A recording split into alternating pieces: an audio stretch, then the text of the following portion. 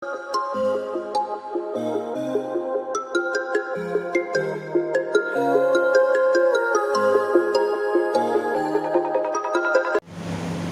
दोस्तों, स्वागत है आपका अपने YouTube चैनल लर्नर स्टाइल में। दोस्तों, आज की वीडियो में हम 2 डायमेंशनल फिगर यानी कि आपको ट्रायंगल के बारे में बताएंगे। और ट्रायंगल से जितने भी क्वेश्चंस बनते हैं ना, जिसके जो फार्मूला जैसे बनते हैं, डायरेक्ट फार्मूला बनते हैं, ठीक है। इसमें अंतर्वृत्त की त्रिज्या पूछ ली जाती है, परिवृत्त की त्रिज्या पूछ ली जाती है। इन सभी चीज़ों को हम पढ़ेंगे और सारे ट्रायंगल जिसमें आपको इक्वेटर ट्रायंगल, राइट ट्रायंगल, ठीक है, उन सभी ट्रायंगल को पढ़ेंगे और उसके बारे में जानेंगे, ठीक है दोस्तों। तो आइए समय को व्यक्त नहीं करते हुए पॉइंट पे आते हैं, डायरेक्ट समझते हैं कि बात क्या है ट्रायंगल का, ठीक है। देखिए, ट्रायंगल का पढ़ेंगे 2 डायमेंशन में। सबसे पहले ट्रायंगल एक त्रिभुज, समबाहु त्रिभुज के बारे में पढ़ेंगे। दोस्तों, हम लोग जानते हैं कि समबाहु त्रिभुज उस त्रिभुज कहते हैं जिसकी तीनों भुजाएं, इसको तीनों भुजाएं क्या हो, समान, ठीक है, वो समबाहु त्रिभुज। और इंग्लिश में उसको इक्विलेटरल ट्रायंगल बोलते हैं, ठीक, इक्विलेटरल ट्रायंगल। अब देखिए, जैसे कि मैंने एक फिगर ऑलरेडी पहले से ड्रॉ करके रख चुका है, दैट इज आपका समबाहु त्रिभुज का, जिसमें तीनों साइड मैंने ए इक्वल दिखाया है, क्योंकि समबाहु त्रिभुज तीनों साइड बराबर होती है। इस प्रकार से अगर इसका एरिया यानी कि क्षेत्रफल देखें, इसका फार्मूला होता है एरिया बराबर आपका एरिया कितना हो जाएगा, एरिया ऑफ इक्विलेटरल ट्रायंगल, ठीक है, बराबर आपका हो जाएगा दैट इज √3/4 इंटू साइड, ठीक है, साइड का स्क्वायर।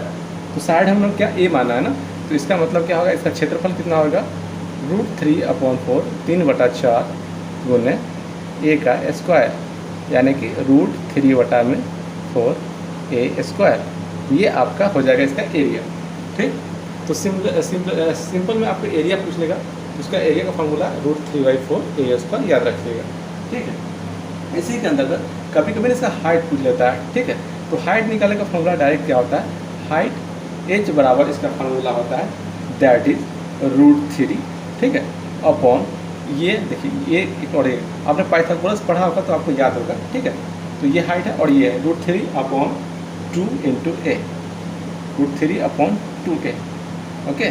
तो इस प्रकार से इसका जब हाइट पूछेगा ना, तो इसका डायरेक्टली आप फार्मूला पुट करेंगे h बराबर √3/2a, ठीक है।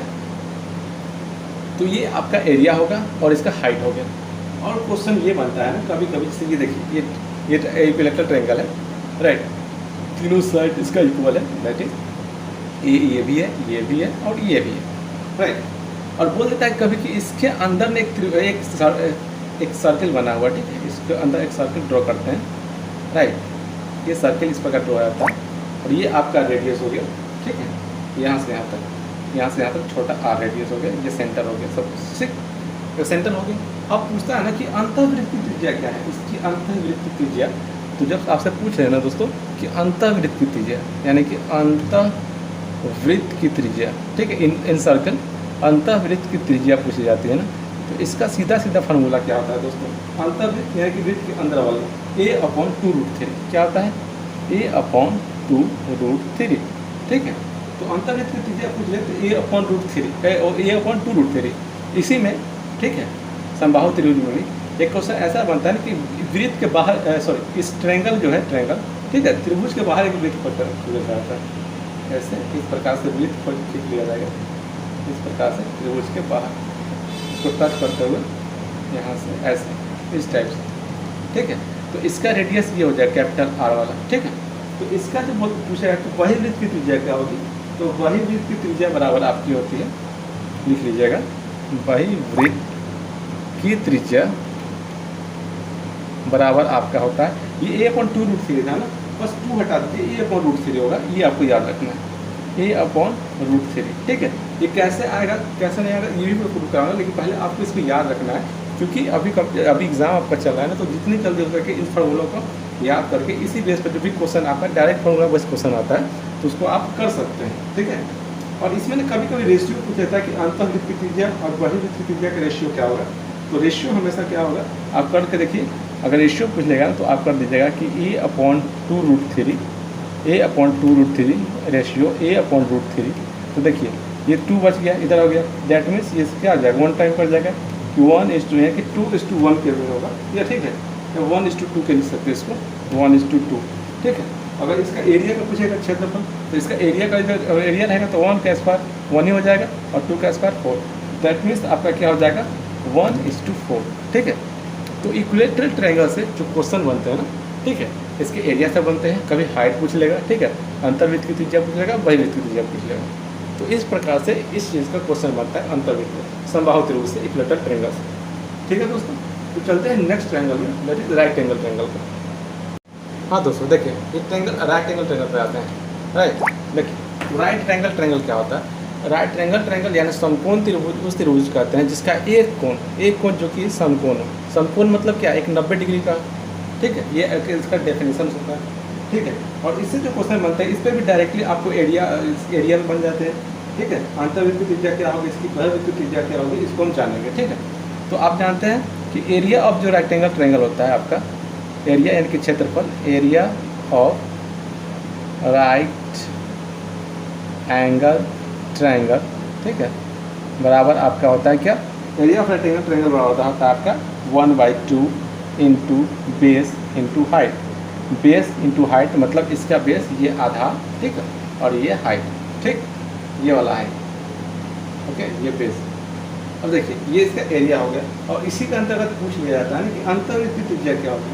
तो अंतर्वृत्त की त्रिज्या पूछती है, मतलब यहाँ एक इसके अंदर, ये ट्रायंगल के अंदर एक वृत्त ड्रॉ कर ले, ठीक है, और ये वृत्त की त्रिज्या पूछी जाती है ये।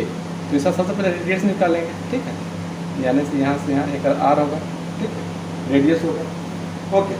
तो अंतर्वृत्त की त्रिज्या बराबर इसका क्या होता है कि ए प्लस बी, ठीक है, इसमें जो साइड होगा ना, साइड ए बी सी, ठीक है, तीन साइड होगा।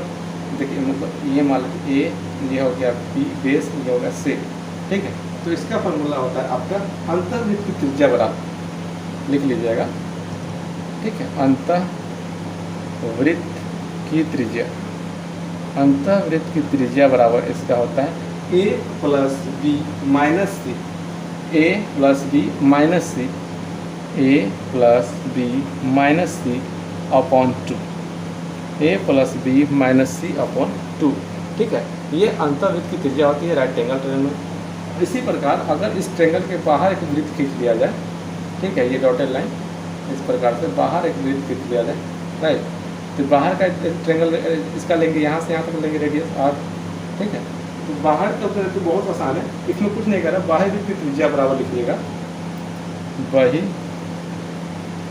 वृत्त की त्रिज्या बराबर, आप डायरेक्टली यहाँ कर देना c/2, ठीक है, c/2, तो आपका निकल जाएगा। आपने पाइथागोरस थ्योरम पढ़ा होगा मेरे ख्याल से, तो आपने पढ़ा होगा कि पाइथागोरस थ्योरम में क्या होता है कि AC² बराबर होता है AB² प्लस BC², समझे? मतलब ये दोनों का जो इसके बराबर होगा, अगर मान लीजिए अगर ये 3 होगा तो ये 4 होगा और ये 5 होगा, ठीक है। तो 3 × 9, 4 × 16, 16 9 25, दोनों का स्क्वायर 25 बराबर 5 का स्क्वायर 25, दैट मीन्स ये इक्वल है, ठीक है।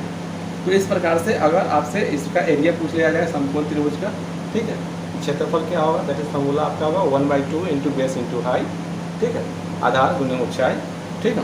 और उसके बाद अगर अंतर्वृत्त की त्रिज्या पूछी जाएगी तो इसका साइड ए प्लस बी माइनस सी, तो ए क्या है, इसका हाइट है, बी बेस है और इसका कर्ल है, ठीक है, माइनस ए प्लस बी माइनस 2, और वही वृत्त की त्रिज्या पूछ ली जाए तो c/2, ठीक है। चलिए अगले ट्रायंगल में चलते हैं।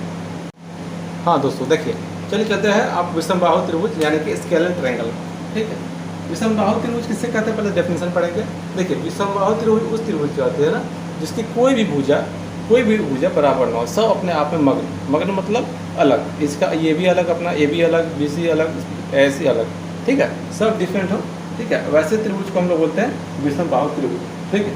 तो इसका अगर एरिया निकालना है, इसका क्षेत्रफल क्या होता है, तो आप लिखिएगा, एक सेकंड लिखिएगा, एरिया ऑफ स्केलर ट्रायंगल बराबर रूट अंडर, ठीक है, ये बहुत ही प्रचलित है, ठीक है, ये वन फॉर्मूला जो आप बोलते हैं, root under S into S minus A S minus B into S minus C, ठीक है, ये आपका फॉर्मूला होता है, जहाँ पे आपको जो एस है ना वो एस होता है इन तीनों का जोड़। ये जो दिया, मान लीजिए ये 3 दिया था, ये 4, ये 5, ठीक है, तो ये आपका हो जाएगा ये ए बी सी, यानी कि ए प्लस बी प्लस सी, यानी कि एस बराबर ए प्लस बी प्लस सी अपॉन इंटू इसके थ्रू क्या निकाल लेंगे आप, एस निकल जाएगा, ठीक है। और उसके बाद आप डायरेक्ट वैल्यू पुट करके इसका एरिया निकाल सकते हैं स्केलर ट्रायंगल का, ठीक है। ये ध्यान रहेगा, चलिए याद रहेगा। अब देखिए इसमें भी आपको देखकर दिया रहता है कि इसके अंदर भी एक वृत्त हो, सपोज इसके अंदर भी एक वृत्त हो, तो इसमें भी अंतर्वृत्त की त्रिज्या पूछ जाती है, ठीक है, कि स्केलर ट्रायंगल में अंतर्वृत्त की त्रिज्या क्या हो।